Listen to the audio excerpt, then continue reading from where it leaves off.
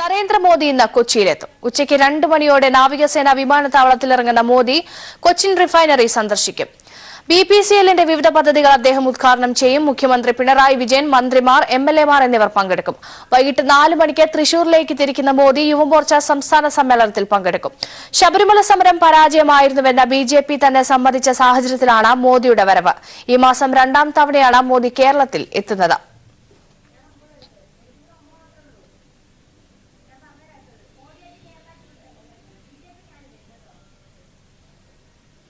വരുന്ന ലോക്സഭാ തെരഞ്ഞെടുപ്പിൽ കേരളത്തിൽ ഉത്തരേന്ത്യൻ മാതൃക പിന്തുടരാൻ സംഘപരിവാറിൽ ആലോചന.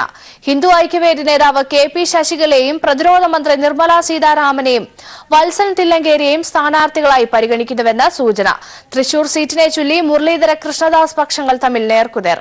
സീറ്റ് വിഭജന ചർച്ചകൾക്കായി NDA യോഗം ഈ മാസം അവസാനം ചേർന്നേക്കും.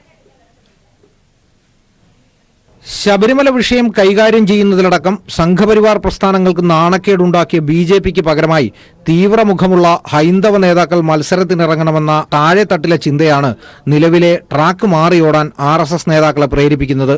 കാലങ്ങളായി തീവ്ര നിലപാടെടുക്കുന്ന KP ശശികല, RSS നേതാവ് വത്സൻ തില്ലങ്കേരി, ഹിന്ദു ഐക്യവേദി നേതാവ് രവീശ തന്ത്രി എന്നിവർ BJP ടിക്കറ്റിൽ മത്സരിക്കുമെന്നാണ് സൂചന.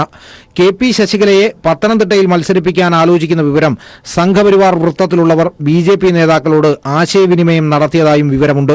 വോട്ട് വിഹിതത്തിൽ കഴിഞ്ഞ ലോക്സഭാ തെരഞ്ഞെടുപ്പിൽ 2ാം സ്ഥാനത്തെത്തിയ തിരുവനന്തപുരം മണ്ഡലത്തിൽ പ്രതിരോധ മന്ത്രി നിർമ്മല സീതാരാമൻ മത്സരിച്ചേക്കുമെന്നും സൂചനയുണ്ട്.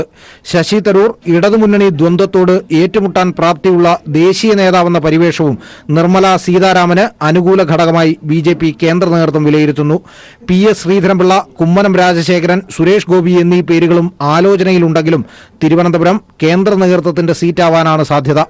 മേൽക്കൈയുണ്ടെന്ന് BJP കരുതുന്ന മറ്റൊരു മണ്ഡലമായ തൃശൂരിൽ K സുരേന്ദ്രനും AN രാധാകൃഷ്ണനും നേർക്കുനേർ നിൽക്കുകയാണ്. മണലൂരിൽ മത്സരിച്ചതു മുതൽ AN രാധാകൃഷ്ണൻ നോട്ടമിട്ടിരുന്ന സീറ്റിൽ K സുരേന്ദ്രൻ അപ്രതീക്ഷിതമായി രംഗപ്രവേശനം ചെയ്തതാണ് തൃശൂരിലെ സന്തുലിതാവസ്ഥ തെറ്റിച്ചത്. തൃശൂരിലെ ജില്ലാ പാർട്ടിക്ക് വേണ്ടി അധ്യക്ഷൻ നാഗേഷ് സുരേന്ദ്രന് വേണ്ടി ചരടുവലിക്കുന്നു. മറ്റൊരു പ്രധാന സീറ്റായ കാസർഗോഡ് PK കൃഷ്ണദാസ്, ജില്ലാ അധ്യക്ഷൻ ശ്രീകാന്ത് എന്നിവരുടെ പേരുകൾ പരിഗണനയിലുണ്ടെങ്കിലും ഹിന്ദു ഐക്യവേദി നേതാവ് രവീശ തന്ത്രിയുടെ പേരിനാണ് മുൻതൂക്കം. കണ്ണൂരിൽ വത്സൻ തില്ലങ്കേരി മത്സരിക്കണമെന്ന് ഒരു വിഭാഗം നേതാക്കൾക്ക് താൽപര്യമുണ്ട്. തില്ലങ്കേരിക്ക് താൽപര്യമില്ലെങ്കിൽ മാത്രം CK പത്മനാഭൻ സ്ഥാനാർത്ഥിയായേക്കും. കണ്ണൂരിലും വടകരയിലും പ്രമുഖ RSS നേതാവ് സദാനന്ദൻ മാസ്റ്ററുടെ പേരും പരിഗണനയിലുണ്ട്. MD രമേശ് കോഴിക്കോടും BJPയുടെ ആദ്യത്തെ നഗരസഭാ അധ്യക്ഷ പ്രമീള ശശിധരനെ പാലക്കാട്ടും പരിഗണിക്കുന്നുണ്ടെന്നാണ് സംഘപരിവാർ വൃത്തങ്ങൾ നൽകുന്ന സൂചന. മണ്ഡലങ്ങളുടെ പ്രാധാന്യം പരിഗണിച്ച് 10 മുതൽ 20 കോടി രൂപ വരെ നൽകാൻ കേന്ദ്ര നേതൃത്വം തയ്യാറാണ്. ഈ പണവും ഇലക്ഷൻ പിരിവും മത്സരാർത്ഥികളെ മോഹിപ്പിക്കുന്നുണ്ട്. സീറ്റ് വിഭജന ചർച്ചകൾക്കായി NDA യോഗം ഈ മാസം ജനുവരി 29 ചേർന്നേക്കും. അതിനുശേഷം BJPയിലെ സീറ്റുകളുടെ ചർച്ചകളിലേക്ക് കടക്കാനാണ് നിലവിലെ ധാരണ. S ജീവൻകുമാർ, തിരുവനന്തപുരം. BJP സംസ്ഥാന അധ്യക്ഷൻ ശ്രീധരൻ പിള്ളയ്ക്കെതിരെ യുവമോർച്ചയിലും പടയൊരുക്കം. യുവമോർച്ച സംസ്ഥാന സമ്മേളന പൊതുയോഗത്തിൽ കടുത്ത വിമർശനമാണ് ശ്രീധരൻ പിള്ളയ്ക്ക് നേരെ ഉയർന്നത്. BJPയുടെ ശബരിമല സമര പരാജയവും യോഗത്തിൽ ചർച്ചയായി. കഴിഞ്ഞ ദിവസം ചേർന്ന BJP കോർ കമ്മിറ്റി യോഗത്തിന് പിന്നാലെ യുവമോർച്ച സംസ്ഥാന സമ്മേളന പ്രതിനിധി യോഗത്തിലും ശ്രീധരൻ പിള്ളയ്ക്ക് രൂക്ഷമായ വിമർശനം. ശബരിമല സമരത്തിൽ പാർട്ടി അമ്പയെ പരാജയപ്പെട്ടുവെന്നും BJPക്ക് മുതലെടുപ്പ് നടത്താമായിരുന്ന സമരം ഹർത്താലിന് ആഹ്വാനം ചെയ്താക്കൾ ചാനൽ മുറിയിലും പ്രവർത്തകർ കാരാഗ്രഹത്തിലുമാകുന്ന അവസ്ഥയാണ് സമരം മൂലം ഉണ്ടായതെന്ന് കടുത്ത വിമർശനമാണ് യോഗത്തിൽ ഉയർന്നത്. BJP സംസ്ഥാന രാഷ്ട്രീയത്തിൽ ജാതീയത രൂക്ഷമാണെന്നും K സുരേന്ദ്രൻ ജയിലിലായപ്പോൾ സംസ്ഥാന നേതൃത്വം ശുഷ്കാന്തി കാണിക്കാത്തത് ഇതിന്റെ തെളിവാണെന്നും ആരോപണമുണ്ടായി. പെരുന്നയിലെ പ്രസിഡന്റല്ല ശ്രീധരൻപിള്ള എന്ന് പാർട്ടി മറക്കരുതെന്നും മറ്റ് സമുദായ സംഘടനകളെ വെറുപ്പിച്ച് NSനെ മാത്രം കൂടെ കൂടുന്നത് തിരഞ്ഞെടുപ്പിൽ ഗുണം ചെയ്യില്ലെന്നും വിമർശനം ഉയർന്നു. വെള്ളാപ്പള്ളിയുടെ LDF അനുകൂല നിലപാട് തെരഞ്ഞെടുപ്പിൽ തിരിച്ചടിയാകും. BDJSനെ കൊണ്ട് കാര്യമായ ഗുണം NDAക്ക് ഉണ്ടാകില്ലെന്നും യോഗത്തിൽ ചർച്ച വന്നു. പാർട്ടിയിൽ നേതാക്കളുടെ പക്ഷം പിടിച്ച് സ്ഥാനമാനങ്ങൾ വീതം വെക്കുകയാണ്. സാധാരണ പ്രവർത്തകരെ പുറന്തള്ളിക്കൊണ്ടാണ് ഇത്തരം വീതം വെപ്പെന്നും ആരോപണമുണ്ടായി. BJP രാഷ്ട്രീയത്തിലെ വിഭാഗീയത യുവമോർച്ചയിൽ കൂടി വ്യാപിപ്പിക്കുമ്പോൾ തെരഞ്ഞെടുപ്പ് അടുക്കാനിരിക്കെ വിഭാഗീയത BJPക്ക് ഗുണം ചെയ്യില്ലെന്ന് ഉറപ്പാണ്. VS അഭിരാം, തൃശൂർ. സംസ്ഥാനത്ത് തീപാറുന്ന മത്സരം നടക്കുന്ന മണ്ഡലങ്ങളിലൊന്നാണ് തിരുവനന്തപുരം ലോക്സഭാ മണ്ഡലം. ശശി തരൂരിനെ വീണ്ടും രംഗത്തിറക്കി മണ്ഡലം നിലനിർത്താൻ UDF ഒരുങ്ങുമ്പോൾ 2014 നിന്ന് വ്യത്യസ്തമായി 2015 തദ്ദേശ തെരഞ്ഞെടുപ്പിന്റെയും 2016 നിയമസഭാ തെരഞ്ഞെടുപ്പിന്റെയും മിന്നുന്ന വിജയം 2019 ലോക്സഭാ തെരഞ്ഞെടുപ്പിലും ആവർത്തിക്കാനാകുമെന്ന പ്രതീക്ഷയിലാണ് LDF. രാജ്യം നിലനിൽപ്പിന്റെ രാഷ്ട്രീയം പേറി തെരഞ്ഞെടുപ്പ് ചൂടിലേക്ക് ഇറങ്ങുമ്പോൾ ഏവരും ഉറ്റുനോക്കുന്ന മണ്ഡലമാണ് തിരുവനന്തപുരം ലോക്സഭാ മണ്ഡലം. സംസ്ഥാനത്തെ 20 ലോക്സഭാ മണ്ഡലങ്ങളിൽ രാജ്യം ഭരിക്കുന്ന പാർട്ടിയുടെ ശക്തമായ സാന്നിധ്യം കൊണ്ടുതന്നെ ചൂടേറിയ ത്രികോണ മത്സരമാകും ഇത്തവണയും തിരുവനന്തപുരത്തെ വേറിട്ടു നിർത്തുന്നത്. കഴിഞ്ഞ 2 തവണ മണ്ഡലത്തെ പ്രതിനിധീകരിച്ച ഡോക്ടർ ശശി തരൂർ തന്നെയാണ് ഇത്തവണയും UDFന്റെ തുറുപ്പുചീട്ട്. എന്തൊക്കെ പറഞ്ഞാലും ശരി, തിരുവനന്തപുരം തീ പാറുന്ന ഒരു പോരാട്ടത്തിന് സാക്ഷ്യം വഹിക്കും. വളരെ നിർണായകമായ ഒരു തെരഞ്ഞെടുപ്പായിരിക്കും, യാതൊരു സംശയമില്ല. ഇതിലാര് ജയിക്കും എന്നുള്ളത് നമുക്ക് തെരഞ്ഞെടുപ്പ് ഫലം വരുമ്പോൾ മാത്രമേ അറിയാൻ കഴിയൂ. കഴിഞ്ഞ തവണ 3ാം സ്ഥാനത്തേക്ക് പിന്തള്ളപ്പെട്ട LDF 2016 നിയമസഭാ തെരഞ്ഞെടുപ്പിൽ ശക്തമായ തിരിച്ചുവരവാണ് നടത്തിയത്. ഒപ്പം മികച്ച സ്ഥാനാർത്ഥി കൂടി ആയാൽ മണ്ഡലം തിരിച്ചുപിടിക്കാമെന്ന നിശ്ചയദാർഢ്യത്തിലാണ് ഇടതുപക്ഷം. അസംബ്ലി സെഗ്മെന്റ് വെച്ച് നോക്കുകയാണെങ്കിൽ LDFന് മുൻതൂക്കമുണ്ട്. അത് മാത്രം വെച്ച് നോക്കുകയും ഇപ്പോഴുള്ള പൊതു സാഹചര്യത്തിന്റെ പശ്ചാത്തലത്തിൽ നോക്കുകയാണെങ്കിലും LDFന് മുന്നേറ്റം ഉണ്ടാക്കാവുന്ന മണ്ഡലങ്ങളിൽ ഒന്നാണ്. അതാണ് അതിന്റെ പൊതു വസ്തുത. മണ്ഡലത്തിൽ കഴിഞ്ഞ തവണ നടത്തിയ പ്രകടനം ആവർത്തിക്കാൻ കഴിയുമോ എന്ന ആശങ്കയിലാണ് BJP. O രാജഗോപാൽ സ്വന്തം നിലയ്ക്ക് സമാഹരിച്ച വോട്ട് ഇത്തവണ നിലനിർത്താൻ വിയർപ്പൊഴിക്കേണ്ടി വരും BJPക്ക് എന്നതാണ് യാഥാർത്ഥ്യം. BJP നല്ല കാൻഡിഡേറ്റ് ആണെങ്കിൽ BJP ഈസി ആയിട്ട് ജയിക്കാം. കാരണം ഒപ്പത്തിനൊപ്പം LDFും നല്ലൊരു കാൻഡിഡേറ്റിനെ ഫീൽഡ് ചെയ്താൽ മാത്രമേ BJPക്ക് ഈസി ആകത്തുള്ളൂ. കാരണം ആ LDF പിടിക്കേണ്ട വോട്ട് LDF പിടിക്കണം. ഒരിക്കൽ പോലും LDFന്റെ വോട്ട് BJPക്ക് ബോധപൂർവ്വം ഷിഫ്റ്റ് ചെയ്യത്തില്ല. ശബരിമല വിഷയം ഉയർത്തി BJP രാഷ്ട്രീയ നേട്ടം കൊയ്യാൻ ഇറങ്ങുമ്പോൾ സംഘപരിവാറിന്റെ വർഗീയതയെ തുറന്നെതിർക്കുന്നതാകും ഇടതു വലതു മുന്നണിയുടെ പ്രചരണ ആയുധം. എന്തായാലും കടുത്ത ത്രികോണ മത്സരത്തിനൊടുവിൽ വിധി വരുമ്പോൾ മാത്രമാകും തലസ്ഥാന നഗരം ആരെ പിന്തുണച്ചു എന്ന ചിത്രം വ്യക്തമാകൂ. മണ്ഡലത്തിന്റെ തെരഞ്ഞെടുപ്പ് ചരിത്രം പരിശോധിക്കുകയാണെങ്കിൽ ഒരു തവണ മാത്രമാണ് ഒരു സ്ഥാനാർത്ഥിയെ 3 തവണ ലോക്സഭയിൽ എത്തിച്ചിട്ടുള്ളത്. ഈ ചരിത്രം ആവർത്തിക്കാനൊതുങ്ങിയാണ് UDF നിൽക്കുന്നത്. എന്നാൽ സംസ്ഥാന സർക്കാരിന്റെ ഭരണനേട്ടം കൂടി പ്രചരണായുധമാകുമ്പോൾ ഇത്തവണ വിജയം കൈവരിക്കാമെന്ന ശുഭപ്രതീക്ഷയിലാണ് LDF. ക്യാമറമാൻ ദേവദത്തിനൊപ്പം ലെസ്ലി ജോൺ, തിരുവനന്തപുരം. ലോക്സഭാ തെരഞ്ഞെടുപ്പിൽ മത്സരിക്കാനില്ലെന്ന് CPIM പൊളിറ്റ് ബ്യൂറോ അംഗം MA ബേബി. താൻ മത്സരിക്കുമെന്ന പ്രചരണം അഭ്യൂഹം മാത്രം. കൂടുതൽ യുവാക്കളുടെയും സ്ത്രീകളുടെയും പ്രാതിനിധ്യമുള്ള സ്ഥാനാർത്ഥി പട്ടിക ഉടൻ ഉണ്ടാകുമെന്നും അദ്ദേഹം പറഞ്ഞു. സെൻകുമാറിന്റെ പക്കൽ നമ്പി നാരായണനെതിരായ വിവരങ്ങൾ ഉണ്ടെങ്കിൽ ഹാജരാക്കട്ടെ എന്നും MA ബേബി വ്യക്തമാക്കി. വയസ്സായി കഴിഞ്ഞാൽ പാർട്ടിയുടെ സംഘടനാ പ്രവർത്തനങ്ങളും മറ്റിതുപോലുള്ള ശില്പശാലയിൽ വന്നിട്ടുള്ള ചെറിയ സഹായങ്ങളുമൊക്കെ ചെയ്തുകൊണ്ട് പാർട്ടിക്ക് വേണ്ടി പ്രവർത്തിക്കാനുള്ള ഒരുപാട് അവസരങ്ങളുണ്ട്. പാർലമെന്ററി മേഖലയിലേക്ക് പുതിയ ചെറുപ്പക്കാരുടെ ഒരു തലമുറയാണ് വളർത്തിക്കൊണ്ട് വരേണ്ടത് എന്നുള്ളതാണ് പാർട്ടിയുടെ അഭിപ്രായം. ആ അഭിപ്രായം തന്നെയാണ് എനിക്കുള്ളത്. അതുകൊണ്ട് അത്തരത്തിലുള്ള നല്ലൊരു സ്ഥാനാർത്ഥി പട്ടിക അധികം താമസിയാതെ നിങ്ങൾക്ക് കാണാനിട വരും. കേരളത്തിൽ ചുറുചുറുക്കുള്ള യുവാക്കളുള്ളപ്പോൾ ദേശീയ നേതാക്കൾ മത്സരിക്കുമെന്നുള്ള വാർത്തയും അഭ്യൂഹം മാത്രമാണെന്ന് MA ബേബി പറഞ്ഞു. CPIMനും ഇടതുപക്ഷ ജനാധിപത്യ മുന്നണിക്കും നല്ല ചുറുചുറുക്കുള്ള ചെറുപ്പക്കാരടങ്ങുന്ന നല്ലൊരു സ്ഥാനാർത്ഥി പട്ടിക ഉണ്ടാവും. പ്രായം ചെന്ന ഞങ്ങളെപ്പോലുള്ളവരെ വെറുതെ ബുദ്ധിമുട്ടിക്കാൻ വേണ്ടി നിങ്ങൾ ഇത്തരത്തിലുള്ള അഭ്യൂഹങ്ങൾ പ്രചരിപ്പിക്കരുത്.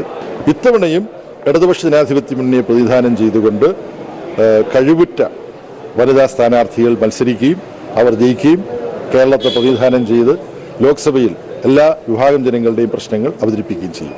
നമ്പി നാരായണന് കിട്ടിയ അംഗീകാരത്തിൽ TP സെൻകുമാറിന്റെ വിവാദം അനാവശ്യമാണ്.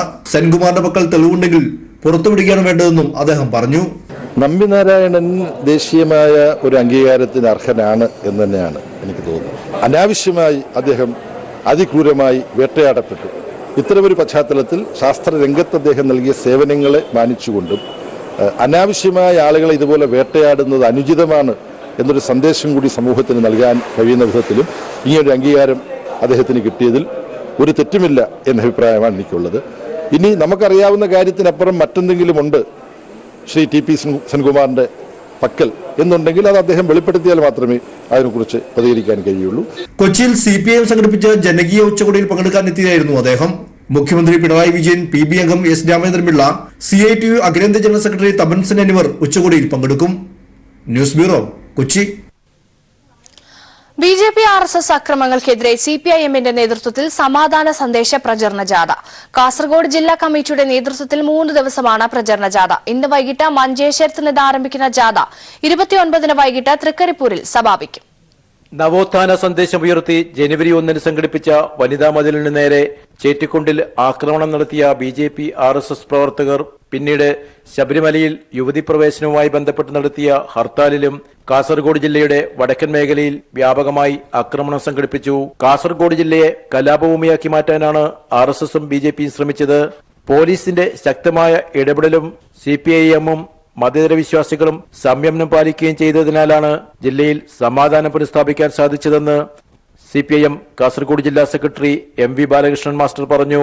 ജനജീവിതം അങ്ങേയറ്റം കലുഷിതമാക്കുന്നതിനു വേണ്ടി ബോധപൂർവമായ ഇടപെടലുകളാണ് വനിതാ മതിലിന് ശേഷം പ്രത്യേകിച്ചു ഈ ജില്ലയിലെ RSS BJPക്കാർ ക്രിമിനലുകൾ നടത്തിക്കൊണ്ടിരിക്കുന്നത്. അഴിഞ്ഞാട്ടം നടത്തിക്കൊണ്ടിരിക്കുകയാണ്. സ്വൈര ജീവിതം തകർക്കുന്നു.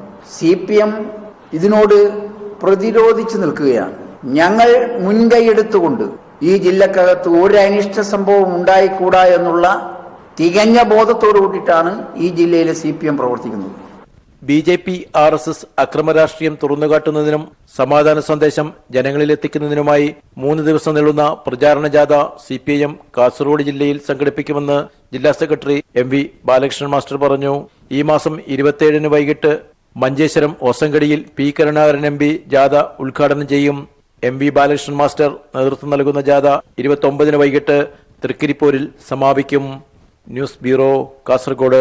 സാമ്പത്തിക തട്ടിപ്പ് നടത്തി രാജ്യം വിട്ട പ്രതികളെ പിടികൂടി തിരികെ എത്തിക്കാൻ ലക്ഷ്യമിട്ട് CBIയുടെയും എൻഫോഴ്സ്മെന്റിന്റെയും പുതിയ നീക്കം. തട്ടിപ്പ് നടത്തി കരീബിയൻ ദ്വീപുകളിൽ ഉൾപ്പെടെ താമസമാക്കിയ പ്രതികളെ പിടികൂടി ഒന്നിച്ച് തിരികെ എത്തിക്കാനാണ് ശ്രമം. അടുത്തിടെ ഇന്ത്യൻ പൌരത്വം ഉപേക്ഷിച്ച മെഹുൽ ചോക്സി, പഞ്ചാബ് നാഷണൽ വായ്പാ തട്ടിപ്പിലെ മുഖ്യപ്രതി നീരവ് മോദി എന്നിവരെയാണ് പ്രധാനമായും തിരികെ എത്തിക്കാൻ ലക്ഷ്യമിടുന്നത്. പണം നൽകി പൌരത്വം സ്വന്തമാക്കാനാകുന്ന കരീബിയൻ ദ്വീപുകൾ ഇന്ത്യയിൽ നിന്ന് രക്ഷപ്പെടുന്ന സാമ്പത്തിക തട്ടിപ്പുകാരുടെ ഇഷ്ടസങ്കേതമാണ്. പഞ്ചാബ് നാഷണൽ ബാങ്കിനെ പറ്റിച്ചു കടന്ന നീരവ് മോദി, ബന്ധു മെഹുൽ ചോക്സി, വജ്രവ്യാപാരി ജതിൻ മേത്ത തുടങ്ങിയ നിരവധി സാമ്പത്തിക കുറ്റവാളികൾ കരീബിയൻ ദ്വീപുകളിലും മറ്റ് വിദേശ രാജ്യങ്ങളിലുമായാണ് ഇപ്പോൾ ഒളിവിൽ കഴിയുന്നത്. ഇവർ തന്നെ വിവിധ രാജ്യങ്ങളിൽ വൻതുക നിക്ഷേപം നടത്തി പൌരത്വവും നേടിയിട്ടുണ്ട്. തട്ടിപ്പ് നടത്തിയ ഉടൻ തന്നെ പ്രതികൾ നാടുവിട്ടതിനാൽ ഇന്ത്യയിൽ രജിസ്റ്റർ ചെയ്ത കേസുകളുടെ അന്വേഷണം മന്ദഗതിയിലാണ്. ഇതാണ് പ്രതികളെ ഒന്നിച്ച് ഇന്ത്യയിലേക്ക് തിരികെ എത്തിക്കാൻ CBIയെയും എൻഫോഴ്സ്മെന്റിനെയും പ്രേരിപ്പിച്ചത്. നീക്കത്തിന്റെ ഭാഗമായി CBIയുടെയും എൻഫോഴ്സ്മെന്റിന്റെയും പ്രത്യേക സംഘം തന്നെ വെസ്റ്റ് ഇൻഡീസിലേക്ക് പോകാനൊരുങ്ങുന്നതായി ഉന്നത കേന്ദ്ര സർക്കാർ വൃത്തങ്ങൾ ശരിവെച്ചു. എയർ ഇന്ത്യയുടെ പ്രത്യേക ബോയിംഗ് വിമാനം ദൌത്യത്തിന്റെ ഭാഗമായി കമ്മീഷൻ ചെയ്തതായും സൂചനകളുണ്ട്. കുറ്റവാളികളെ കൈമാറുന്നത് സംബന്ധിച്ച് വിവിധ രാജ്യങ്ങളുമായി ഇന്ത്യക്ക് ഉടമ്പടികളില്ല. അതിനാൽ ശ്രമം എത്രത്തോളം വിജയമാകുമെന്നതിൽ ദൌത്യസംഘത്തിന് തന്നെ ആശങ്കയുമുണ്ട്. News bureau, Delhi. സംസ്ഥാന ബജറ്റ് പടിവാതിക്കലെത്തി നിൽക്കെ ഏറെ പ്രതീക്ഷയിലാണ് സാംസ്കാരിക മേഖലയും. സാംസ്കാരിക മേഖലയ്ക്ക് മറ്റേത് സർക്കാരിനേക്കാളും കൂടുതൽ പരിഗണന നൽകുന്ന ഈ സർക്കാർ ഇത്തവണയും പുത്തൻ പദ്ധതികളുമായി കേരളത്തിന്റെ സാംസ്കാരിക രംഗത്തെ മുന്നോട്ട് നടത്തുമെന്ന ഉറച്ച വിശ്വാസത്തിൽ തന്നെയാണ് കേരളത്തിന്റെ സാംസ്കാരിക തലസ്ഥാനമായ തൃശൂർ ജില്ലയിലെ സാംസ്കാരിക ലോകം. കേരളത്തിന്റെ സാംസ്കാരിക മേഖലയ്ക്ക് മറ്റെല്ലാ സർക്കാരുകളെക്കാളും കൂടുതൽ പരിഗണന നൽകുന്ന സർക്കാരാണ് പിണറായി വിജയനുള്ള ഈ സർക്കാർ. കഴിഞ്ഞ എല്ലാ ബഡ്ജറ്റിലും കൃത്യമായ ഒരു വിഹിതം സാംസ്കാരിക വകുപ്പിന് മാറ്റിവെക്കാൻ ഈ മന്ത്രിസഭ ശ്രമിച്ചിരുന്നു. അതിനാൽ തന്നെ ഈ വരുന്ന ബഡ്ജറ്റിലും വലിയ പ്രതീക്ഷകളാണ് സാംസ്കാരിക മേഖലയ്ക്കുള്ളത്. സാഹിത്യ അക്കാദമിക്ക് അഖിലേന്ത്യാ നിലവാരത്തിലുള്ള ഒരു സാഹിത്യ സംഗമം നടത്തിയാൽ കൊള്ളാം എന്ന പ്രതീക്ഷയുണ്ട്, ആഗ്രഹമുണ്ട്. അതിനും ഉള്ള സഹായം ചെയ്തു തരും തന്നെയാണ് സാഹിത്യ അക്കാദമി പ്രതീക്ഷിക്കുന്നത്. സർക്കാർ തീർച്ചയായിട്ടും എല്ലാ ബഡ്ജറ്റിലും തന്നെ ചെറിയ വർധനവ് ഉണ്ടാകാറുണ്ട്. പിന്നെ സ്പെഷ്യലായിട്ടുള്ള കാര്യങ്ങൾക്ക് നമ്മൾ പ്രത്യേകമായിട്ടുള്ള അപേക്ഷ കൊടുക്കുകയാണ് ചെയ്യുന്നത്. അതും മിക്കവാറും തന്നെ സാങ്ഷനാക്കി അല്ലെങ്കിൽ അനുവദിച്ച് തരാറുണ്ട്. ആ പ്രതീക്ഷയിലാണ് സാഹിത്യ അക്കാദമി. തീർച്ചയായിട്ടും വിജയകരമായി മുന്നോട്ട് പോകാൻ സർക്കാരിൻ്റെ എല്ലാ പിന്തുണയും ഉണ്ടാകും എന്ന് തന്നെയാണ് സാഹിത്യ അക്കാദമി അധ്യക്ഷൻ എന്ന നിലയിൽ എൻ്റെ വിശ്വാസം. കഴിഞ്ഞ എല്ലാ ബഡ്ജറ്റിലും ലഭിച്ച പിന്തുണ ഇത്തവണയും ലഭിക്കും എന്ന പ്രതീക്ഷയിലാണ് സാഹിത്യ അക്കാദമിയും ലളിതകലാ അക്കാദമിയും കലാമണ്ഡലവും സംഗീത നാടക അക്കാദമിയും അടക്കമുള്ള തൃശൂരിലെ സാംസ്കാരിക സ്ഥാപനങ്ങൾ. ദേശീയ പുസ്തകോത്സവവും അന്താരാഷ്ട്ര കവിയരങ്ങും അന്താരാഷ്ട്ര തിയേറ്റർ ഫെസ്റ്റിവലെല്ലാം ഇത്തവണയും ഉണ്ടാകും എന്ന ഉറപ്പ് സാംസ്കാരിക മേഖലയ്ക്ക് ഉണ്ടെങ്കിലും പുത്തൻ പദ്ധതികളും സാംസ്കാരിക മേഖല പ്രതീക്ഷിക്കുന്നുണ്ട്. നിലവിലുള്ള നിരവധി സാംസ്കാരിക കേന്ദ്രങ്ങൾക്ക് പുറമെ മറ്റ് പല പദ്ധതികളും ഇത്തവണ ബഡ്ജറ്റിൽ ഉണ്ടാകും എന്ന പ്രതീക്ഷ തൃശൂരിലെ സാംസ്കാരിക ലോകത്തിനുണ്ട്. സാംസ്കാരിക രംഗത്തിന് ഏറെ പരിഗണന നൽകുന്ന ഒരു സർക്കാരാണ് LDF സർക്കാർ. കഴിഞ്ഞ ബഡ്ജറ്റെല്ലാം തന്നെ കൃത്യമായ പരിഗണന സാംസ്കാരിക ലോകത്തിന് ലഭിക്കുകയും ചെയ്തിരുന്നു. എന്നാൽ തന്നെ ഇത്തവണയും കൃത്യമായ പരിഗണന തൃശ്ശൂരിലെ സാംസ്കാരിക രംഗത്തിന് ലഭിക്കും എന്ന ഒരു പ്രതീക്ഷയിലാണ് തൃശ്ശൂരിലെ സാംസ്കാരിക ലോകം. PP സലീമിനൊപ്പം VS Abhiram. മലപ്പുറത്തെ ഏക സർക്കാർ വനിതാ കോളേജ് ബജറ്റ് ഏറെ പ്രതീക്ഷയോടെയാണ് കാത്തിരിക്കുന്നത്. വാടക കെട്ടിടത്തിൽ നിന്ന് മാറാനും അടിസ്ഥാന സൗകര്യങ്ങൾ ഒരുക്കാനും തുക വകയിരുത്തുമെന്നാണ് ഇവർ കാത്തിരിക്കുന്നത്. 2015 UDF സർക്കാർ ഒരു സൗകര്യവും ഒരുക്കാതെ തുടങ്ങിയതാണ് ഈ കോളേജ്. ഇപ്പോൾ രണ്ടാമത്തെ വാടക കെട്ടിടമാണിത്. 400ഓളം വിദ്യാർത്ഥികളുള്ള കോളേജിന് ഇടതു സർക്കാർ ഇൻകൽ എഡ്യൂസിറ്റിയിൽ 5 ഏക്കർ സ്ഥലം നൽകി. കെട്ടിടവും മറ്റു അടിസ്ഥാന സൗകര്യങ്ങളുമാണ് ഇനി ആവശ്യം. കെട്ടിടത്തിലേക്ക് മാറാൻ പറ്റിയിട്ടില്ല. അപ്പം അതിന്റെ ഫലമായിട്ട് കുട്ടികൾക്ക് അവർക്ക് ആവശ്യമായിട്ടുള്ളൊരു അക്കാദമിക പരിസരം നമുക്ക് ഉണ്ടാക്കി കൊടുക്കാൻ പറ്റുന്നില്ല. കോളേജ് എന്ന് പറയാൻ വിദ്യാർത്ഥികളും ചുരുങ്ങിയ അധ്യാപകരുമല്ലാതെ മറ്റൊന്നും ഇവിടെയില്ല. അതുപോലെ തന്നെ അടിസ്ഥാന സൗകര്യങ്ങളായിട്ട് ഇവിടെ ഒന്നുമില്ല. വെള്ളത്തിന്റെ കാര്യത്തിലാണെങ്കിലും ടോയ്ലറ്റ് തുടങ്ങി നമ്മുടെ ലൈബ്രറി, കെമിസ്ട്രി ലാബ് തുടങ്ങി ഒരു കാര്യപ്പെട്ട സൗകര്യങ്ങളൊന്നും തന്നെ ഇല്ല. ഫാൻ ആയിക്കോട്ടെ, അടിസ്ഥാന ആവശ്യങ്ങൾ വരെ നമുക്കിവിടെ നിറവേറ്റി കിട്ടുന്നില്ല എന്നുള്ളതാണ് പ്രധാനമായിട്ടുള്ള ഒരു പ്രശ്നം എന്ന് പറയാനുള്ളത്. പക്ഷേ ഇവിടെ ലാബ് താൽക്കാലികം ലാബിന്റെ ഫോമിലേക്ക് എത്തിയിട്ടില്ല. ഫിസിക്സ് ലാബും കെമിസ്ട്രി ലാബും ഏകദേശം തട്ടിക്കൂട്ടിയ അവസ്ഥയിലാണ്. പക്ഷേ ബോട്ടണി ലാബ് ഇപ്പോഴും ക്ലാസ് റൂമിലാണ് നടക്കുന്നത്. സാധാരണ കോളേജ് തുടങ്ങുമ്പോൾ ഈ BSc കോഴ്സുകളൊന്നും ഉണ്ടാകാറില്ല. പക്ഷെ ഞങ്ങൾക്ക് BSc കോഴ്സുകൾ കൂടിയാണ് ഇത് വന്നിട്ടുള്ളത്. അപ്പം ലാബിന്റെ പ്രശ്നങ്ങൾ ഒരുപാടുണ്ട്. വിദ്യാഭ്യാസ മന്ത്രിയും ജനപ്രതിനിധികളും നൽകിയ ഉറപ്പുകൾ ബജറ്റിൽ കാണുമോ എന്നാണ് ഇവർ കാത്തിരിക്കുന്നത്. News bureau, Malappuram. ബിഷപ്പിനെതിരായ ബലാത്സംഗ കേസിൽ രാജ്യത്തെ 55 സാംസ്കാരിക സാമൂഹ്യ പ്രവർത്തകർ മുഖ്യമന്ത്രിക്ക് കത്തയച്ചു. കന്യാസ്ത്രീകളെ കൂട്ടത്തോടെ നാടുകടത്താനുള്ള നീക്കത്തിൽ ഇടപെടണമെന്നാവശ്യപ്പെട്ടാണ് കത്തയച്ചത്. സ്ഥലം മാറ്റത്തിന് പിന്നിൽ ബിഷപ്പ് ഫ്രാങ്കോ മുളയ്ക്കൽ എന്നും കത്തിൽ പറയുന്നു. മദർ ജനറൽ സിസ്റ്റർ റെജീന ബിഷപ്പിന്റെ നിർദ്ദേശം നടപ്പിലാക്കുകയാണ്. കന്യാസ്ത്രീകളെ സർക്കാരിന്റെയും പൊതുസമൂഹത്തിന്റെയും സംരക്ഷണ വലയത്തിൽ നിന്നും പുറത്താക്കാനാണ് നീക്കം. വിചാരണ കഴിയും വരെ കന്യാസ്ത്രീകളെ കുറവിലങ്ങാട് മഠത്തിൽ തന്നെ പാർപ്പിക്കാൻ ഇടപെടണമെന്നും കത്തിൽ ആവശ്യപ്പെട്ടു. കവി സച്ചിദാനന്ദൻ, നോവലിസ്റ്റ് ായ ആനന്ദ്, മനീഷ സേതി തുടങ്ങിയവരാണ് കത്തിനെ പിന്തുണയ്ക്കുന്നവരിൽ പ്രമുഖർ. ചിട്ടി പിടിക്കാൻ ഭൂമി ജാമ്യമായി നൽകിയ കുടുംബത്തെ വഞ്ചിച്ചതായി പരാതി. വ്യാജരേഖ ചമച്ച് ഉടമസ്ഥനറിയാതെ 3 ചിട്ടിക്ക് ഭൂമി പണയപ്പെടുത്തി. അയൽവാസിയെ സഹായിച്ചതിന്റെ പേരിൽ കൊല്ലം മയ്യനാട് സ്വദേശികളായ രാധാകൃഷ്ണൻ, പ്രവീണ ദമ്പതികൾക്ക് കിടപ്പാടം നഷ്ടപ്പെടുമെന്ന സ്ഥിതിയിലാണ്. 2010 രാധാകൃഷ്ണൻ 6 ലക്ഷം രൂപയുടെ ചിട്ടിക്കായി സ്വന്തം ഭൂമി KSFEക്ക് പണയപ്പെടുത്തിയിരുന്നു. മയ്യനാട് സ്വദേശി കുഞ്ഞുമോന്റെ അഭ്യർത്ഥനയെ തുടർന്ന് ഇതേ ഭൂമി 10 ലക്ഷം രൂപയുടെ ചിട്ടി പിടിക്കാനായി രാധാകൃഷ്ണൻ വസ്തു ഈടായി നൽകി. ചിട്ടി കുടിശ്ശിക ആയപ്പോഴാണ് ഒരു ചിട്ടി കൂടാതെ രാധാകൃഷ്ണന്റെ അറിവോ സമ്മതമോ ഇല്ലാതെ വ്യാജരേഖ ചമച്ച് 3 ചിട്ടി കൂടി കുഞ്ഞുമോൻ വസ്തുജാമ്യത്തിന് തട്ടിപ്പ് നടത്തിയതായി അറിയുന്നത്. കുഞ്ഞുമോൻ വരുത്തിയ കുടിശ്ശികയെ തുടർന്ന് KSFE രാധാകൃഷ്ണന്റെ ഭൂമി അറ്റാച്ച് ചെയ്തു. അതേസമയം ഒരാളുടെ ഭൂമി അവരുടെ രക്തബന്ധമുള്ള ബന്ധുവിന് മാത്രമേ ചിട്ടിക്ക് ജാമ്യ വസ്തു ആക്കാവൂ എന്ന സർക്കുലർ നിലനിൽക്കെയാണ് കുഞ്ഞുമോനും അക്കാലത്തെ KSFE ഏജന്റും ചേർന്ന് തട്ടിപ്പ് നടത്തിയതെന്ന് രാധാകൃഷ്ണനും പ്രവീണയും പറയുന്നു. എന്റെ അയൽവാസിയായിരുന്നു ഈ കുഞ്ഞുമോൻ. അങ്ങനെ ഇയാളുടെ വീട് പുതുക്കി പണിയുന്നതിന് ഇയാളെ വിവാഹാവശ്യത്തിനുമായിട്ടാണ് ഇയാൾ ഈ പൈസ ചിട്ടി പിടിച്ച് ഈ പൈസ എടുത്തത്. എന്നിട്ട് ഇയാള് തുടർന്ന് പൈസ അടയ്ക്കാതെ ഞങ്ങളെ വഞ്ചിക്കുകയായിരുന്നു. അപ്പം ഇയാള് 2 ചിട്ടിക്ക് മാത്രമാണ് ഞങ്ങളെ ജാമ്യം നിർത്തിയത്. അതിനുശേഷം 3 ചിട്ടി വ്യാജമായിട്ട് ഒപ്പൊക്കെ ഇട്ടാണ് ഇവർ ചെയ്തിരിക്കുന്നത്. അപ്പൊ വേറൊരു ബ്രാഞ്ചിൽ നിന്നും കൂടെ ഒക്കെ ആയിട്ട് ചെയ്തിരിക്കുകയാണ്. തട്ടിപ്പാണ് മൊത്തം ഇയാൾ ചെയ്തിരിക്കുന്നത്. അപ്പം ഞങ്ങളുടെ ഈ വസ്തുവിന്മേൽ KSFE ചെയ്തിട്ടേക്കുന്ന ഈ ജാമ്യം ഒഴിവാക്കി തരാൻ വേണ്ടി ഈ ഇത്രയും 7-8 വർഷമായിട്ട്, ഇപ്പം 5 വർഷം 2015 മുതൽ ഞാൻ എല്ലാ മേഖലകളിലും പരാതിയായിട്ട് പോവുകയാണ്. ഇവരുടെ പരാതിയിൽ കൊല്ലം ജില്ലാ കളക്ടർ ഭൂമിക്ക് മേലുള്ള അറ്റാച്ച്മെന്റ് റദ്ദാക്കിക്കൊണ്ട് ഉത്തരവിട്ടെങ്കിലും ഇതുവരെ നടപടി സ്വീകരിച്ചിട്ടില്ല. തട്ടിപ്പ് നടത്തിയവർ രാധാകൃഷ്ണന്റെ കുടുംബത്തിനെ നിരന്തരം ആക്രമിക്കുകയും വളർത്തുനായെ വിഷം കൊടുത്ത് കൊല്ലുകയും കിണർ അശുദ്ധമാക്കുകയും ചെയ്ത സംഭവങ്ങളിൽ പോലീസ് കേസെടുത്തിട്ടുണ്ട്. ന്യൂസ് ബ്യൂറോ, കൊല്ലം. അഫ്ഗാനിൽ നിന്ന് പിന്മാറാൻ അമേരിക്കൻ സേന. ഖത്തറിൽ നടന്ന 6 ദിവസത്തെ സമാധാന ചർച്ചകൾക്കൊടുവിലാണ് അമേരിക്കയുടെ ഏറ്റവും ദൈർഘ്യമേറിയ അഫ്ഗാൻ യുദ്ധം അവസാനിപ്പിക്കാൻ സമാധാന ഉടമ്പടിക്ക് ധാരണയായത്. അഫ്ഗാനിസ്ഥാനിൽ നിന്ന് 18 മാസം കൊണ്ട് സൈന്യത്തെ US പൂർണ്ണമായും പിൻവലിച്ചേക്കുമെന്നാണ് പുറത്തുവരുന്ന റിപ്പോർട്ടുകൾ. താലിബാനുമായി ഖത്തറിൽ വെച്ച് നടന്ന സമാധാന ചർച്ചയിലാണ് ഇക്കാര്യം ഉയർന്നു വന്നത്.